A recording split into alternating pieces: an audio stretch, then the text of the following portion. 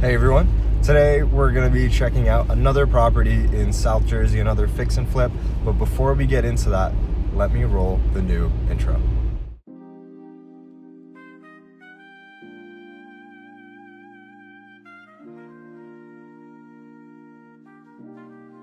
Hey everyone, welcome back to another video. Hopefully you guys enjoyed that new intro. Still testing out what works, what doesn't work, so let me know in the comments if you guys enjoy it or not. Today, we're gonna be checking out a fix and flip property here in South Jersey. A little bit about the property, it's a 3-bed, 1-bath.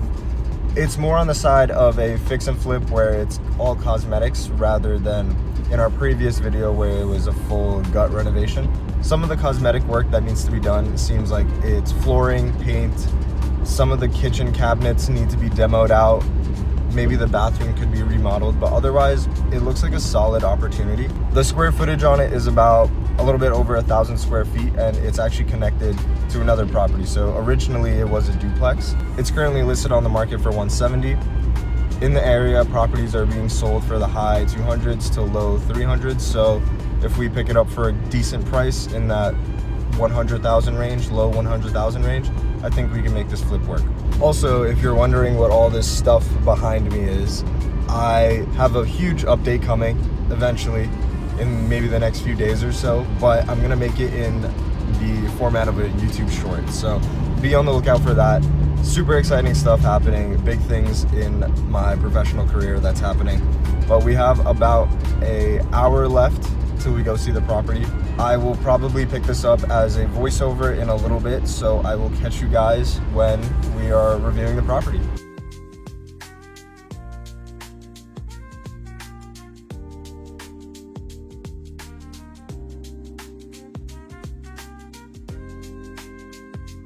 We just arrived to the property. It's right there. You can see it's a duplex. I'm also just realizing now that since it is a duplex, we're responsible for our half of the property, and you can see we're gonna be responsible for the chimney. Something to take note. Not a deal breaker, but definitely something to take note.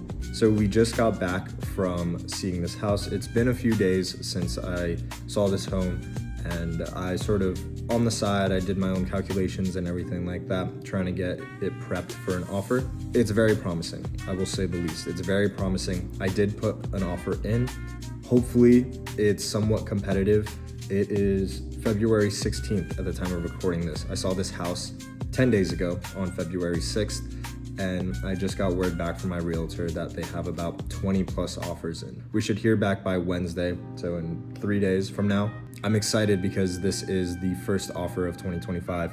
Let's see if we get it. So a few updates about this property. They ended up lifting that $10,000 clause that they had initially. What it was before February 21st, if you put in an offer and you didn't own or occupy it for a year, if you sold it, you would have to pay $10,000 to the bank of any profit that was made off of it.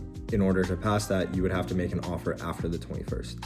I'm assuming they didn't get too much traction on the property, and it was a lot of investors going to go see it. They lifted it, and we put it in an offer on Thursday, I guess a few days from now. Fingers crossed, we'll see what happens on Wednesday. Nonetheless, let's get right into this property. You can see that the property is in relatively decent shape. The flooring definitely needs to be done, as well as in this living room area, there's sort of this random grate in the middle of the floor that it does nothing. There's no AC ventilation connected to it or anything like that. Here in this other clip, you can see that the property really just needs flooring. The ceiling fan is nice, the paint is relatively good. Here you can see the dining room where it's the only section in the property that has flooring. I'm not sure if I want to keep this flooring or if I want to switch it out and make it match with everything else. 9 times out of 10, I'm going to look for flooring that already matches with this.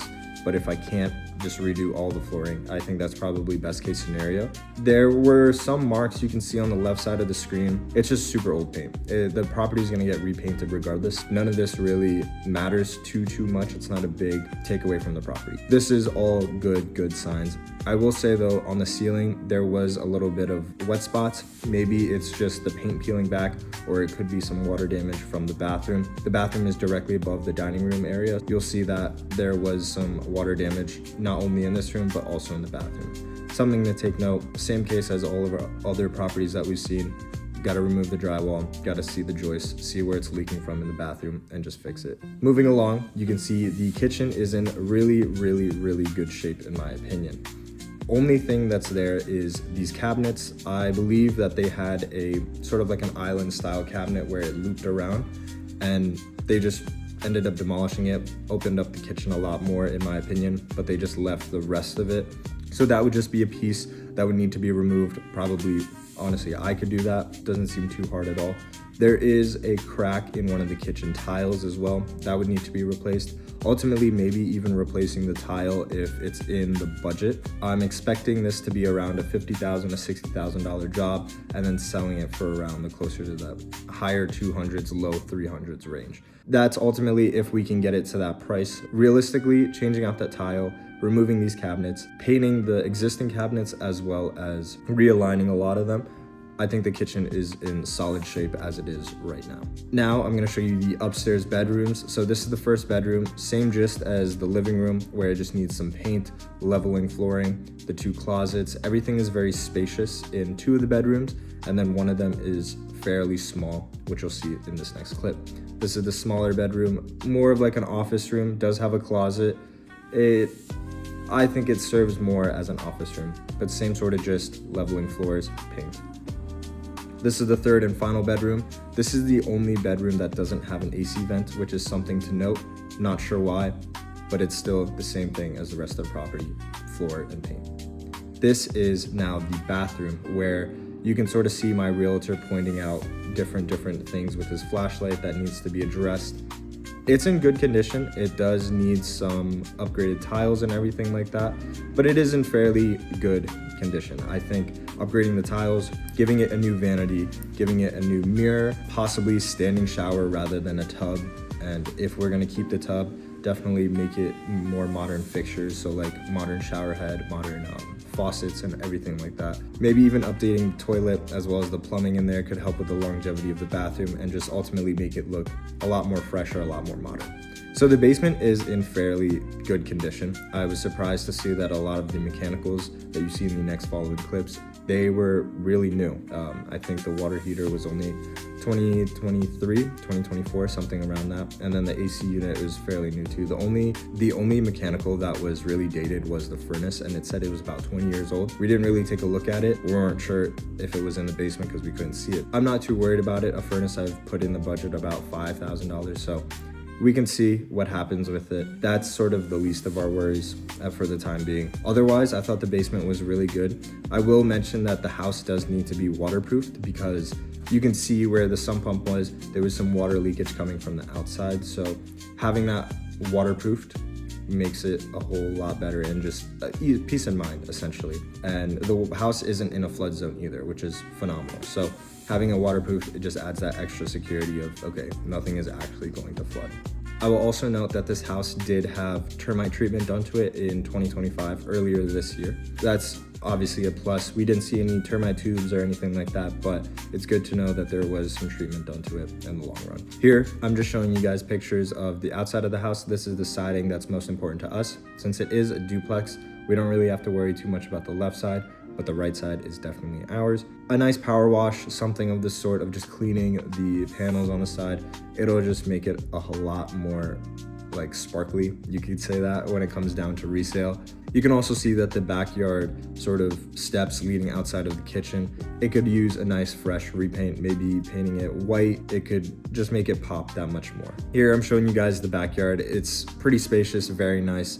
The only things that are sort of an eyesore is the fence, maybe updating the fence with some new pieces of wood, as well as fixing the gate fence you saw at the end there. It's just something to note, something worthwhile in the long run for maybe that additive cost, or it hurts our pockets and it didn't really do much to it. Regardless, I do think it's worthwhile to change it. Even though it's cheap, it's showing that we went the extra mile on the renovation of the home. So now that we got that all out of the way, I'm gonna show you guys everything that I did for the rehab costs, the sales comps, the rental comps, all that good stuff. Here you can see that I used my own fix and flip calculator. Essentially what I did was I went to Google, I looked up all the different types of essential line items that is needed for a rehab, threw it in one spreadsheet. Here you can see this is the total cost of what it would take for the property to be rehabilitated. you can see the max allowable offer in this section, and then the potential profit here. Where in this property, we wouldn't really worry about the max allowable offer since we're paying with this full cash, no loan, no nothing. Since it is our first deal, it's super nice that we can do that because it doesn't leave us with a lot of debt, and it just helps our pockets a little bit more because we don't have to worry so much about being able to make a quick flip or paying off a loan, and we can build this first house properly. So looking at our bathroom costs, there's only one bathroom in this property. It's a 3-bed, 1-bath. In the red is everything that is for sure going to be changed. So you can see buy, install modern lighting, light fixtures. I want to be able to put in some nice recessed lighting there rather than the lights across the mirror, as well as fix and paint the entire bathroom, allocated about $1,000 for that, and tile about $2,000 for that, for both the floor and the tub tile. Mind you, all these numbers are going to be skewed on the higher end. One, this is my first rehab, so I'm not sure what everything costs. Going off of averages, and even that, I'm going off of the higher side of the averages. Two, I don't know any vendors. I don't know many different distributors that could sell them for cheaper. I do have a few contacts that could help me. Here are kitchen cabinets, floorings here and there. In hindsight, I do want to overestimate these costs because I don't want to be stuck with any surprises in the end. So you can see these numbers in red are going to be skewed on the higher end. And everything on the right of it in yellow, these are just things just in case, or on the off chance I wanted to change it, this is how much I would charge. So I have them in yellow. I don't have them calculated because they're not set or certain, but they are there just in case. So you can see really it's just installing modern light fixtures as well as painting it and redoing some of the flooring. And that's really about it. Next, we have the 3 bedrooms where I didn't put any sort of just in case costs because these are everything that I want to do without a doubt to all the bedrooms. So you can see here, overhead lighting, maybe switch out the ceiling fans or even put recessed lighting in there. Ultimately, one of the rooms doesn't have a ceiling fan, the smaller second bedroom. Do something with that, maybe put recessed lighting in there and just do the ceiling fans in the other 2. Still not sure what I want to do there. That's in there, that's $400 roughly. This includes labor as well as the part itself. Most likely either I'll do it or we have a few people that know how to do it through family and connections and stuff like that. Then we have modern handles, painting the whole place as well as flooring for the whole place. Again, skewed on the higher end. Not really sure what it would cost. Rather be on the higher side with no surprises than on the lower end. That's what I did for all 3 of them except for bedroom number 3 because I did notice that one of the doors in the closet does have a hole in it. If you go back in the video, you can see there is a massive gaping hole in the closet door. So replacing the closet door, obviously it adds like maybe $100, $200, something like that. Here you can see the kitchen area where I believe it to be the most important, which is why it has like a good amount of line items in it. Pretty much around the entire house is going to be paint and drywall. Backyard door, I do think we should clean it up a little bit, maybe changing the door handles, painting it, just making it, spruce it up a little bit more. Tile, being able to change the tile, flat out just change all of it. I allocated $2,000. If I want to save some money, I could just change out that single crack tile. For the most part, I want to build in a brand new modern kitchen. Next, we have cabinets and cupboards. Same thing, either wanting to paint it and realign it or just rip them all out, put new cabinets in, call it a day. Next, we have a lot of landscaping and exterior things. A lot of these are going to be on the maybe side, just security funds. So the roof, we don't really know the age of the roof because it didn't say on the seller's disclosures. I marked off $7,000 for that. I marked off $1,500 for the chimney because the chimney is on our side, so we're responsible for that. Next, I did $800 for fencing on the off chance we do want to paint it, refix it, whatever the case may be. And then gutters and downspouts, making sure that everything is cleaned out, everything is routed the right way, making sure it doesn't flood our own property. That's huge. I wasn't sure how much that costs. On the high side, I just put $1,000. That honestly probably is a lot. Cleaning it out probably could just be done by me, which is fine. Nonetheless, I still put it in there regardless. For HVAC, you can see the real cost that I only put in was $5,000 for a new furnace. All the utilities, circuit breakers, everything like that are good, so I didn't really feel the need to add any additive costs. Other is another major cost section that I had because this has a lot of the miscellaneous costs, right? You can see here, There's no washer and dryer in the property. I put a $10,000 reserve just in case. You never know what's gonna happen. The flood inspector, I'm not sure how much that costs, so I put $5,000 for that. The basement steps, as well as the upstairs steps, those need to be replaced. Either put a runner down on it with carpet, or just take it all out, replace the entire thing with wood. Living room and dining room flooring. Dining room and living room recessed lighting, making it a lot more modern, putting those modern light fixtures in there.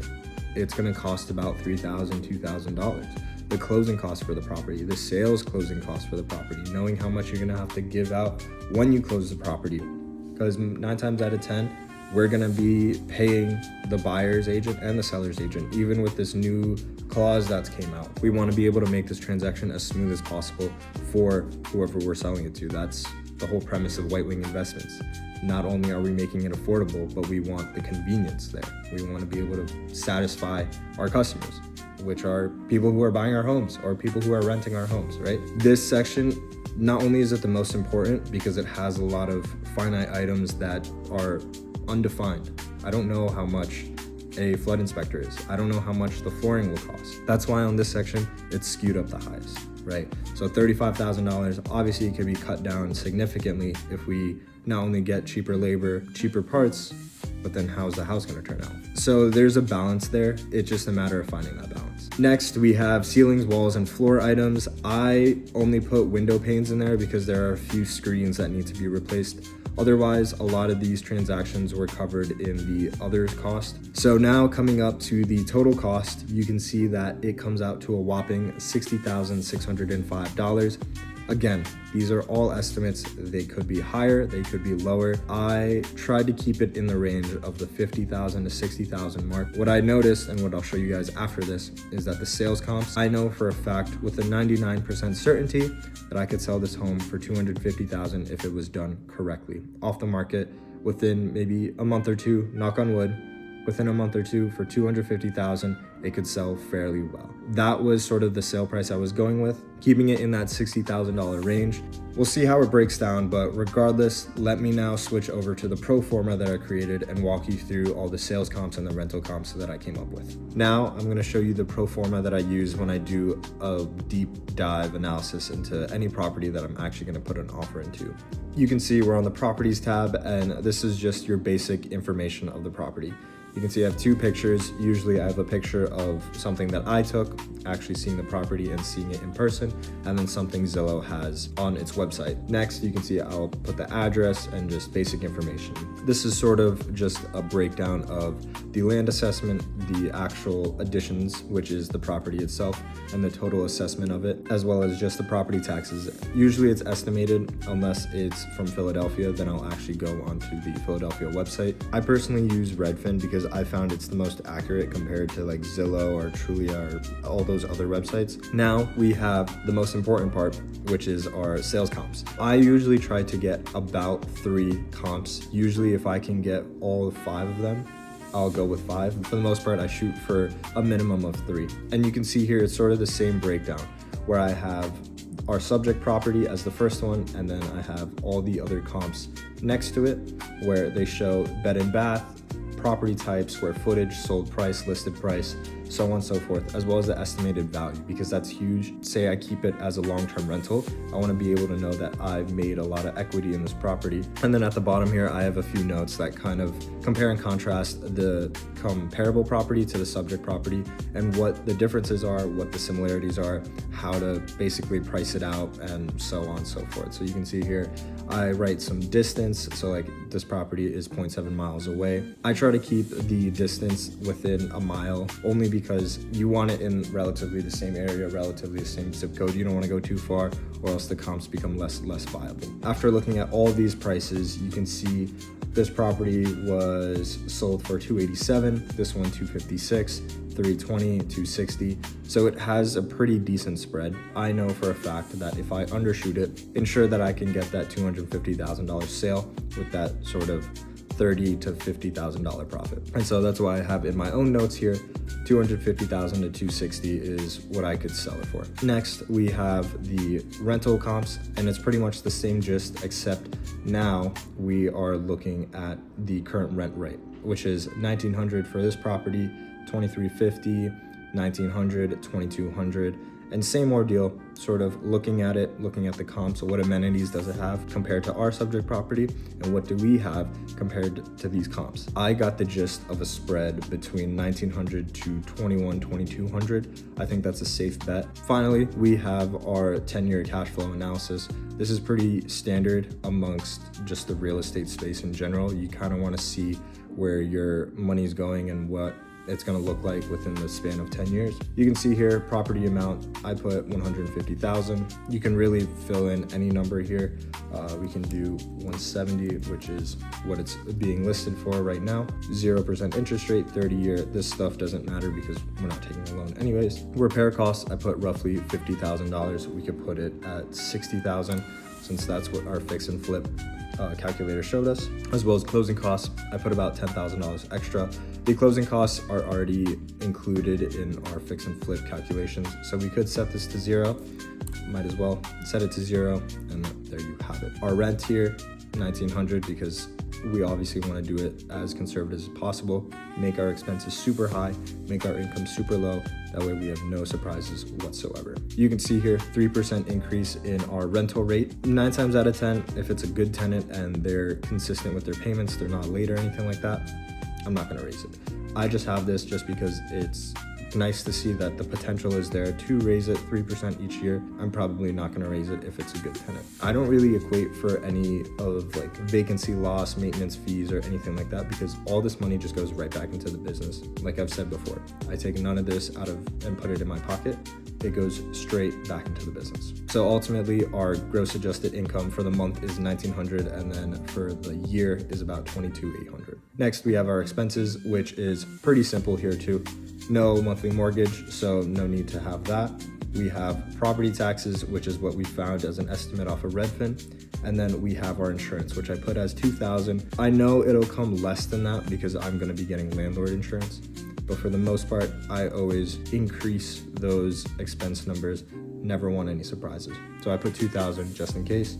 Utilities, I'll usually put in about 1,200, which is about $100 a month, just in case. You never know if they're gonna be late on their payments or they just decide not to pay anymore. So you gotta always be covered for that. Maintenance, repairs, and capital expenditures, I don't account for that because it goes right back into the business. So that ultimately leaves us with about $1,300 for the month and $15,000 for the year, which is phenomenal. Ultimately, this is the type of fix and flip properties that I'm looking for in the market. I think this would be great value add to the portfolio. I hope you guys enjoyed this more in-depth type of analysis of a fix and flip property. This is sort of the first one that I did, even though I have a few more in this playlist, but this is sort of the first one that I did where it wasn't sort of a behind the napkin type of math style. It's more, I'm actually showing you guys rental comps, sales comps, and initially the full breakdown of what it would take to fix this up and resell it, right? I hope you guys enjoyed this video.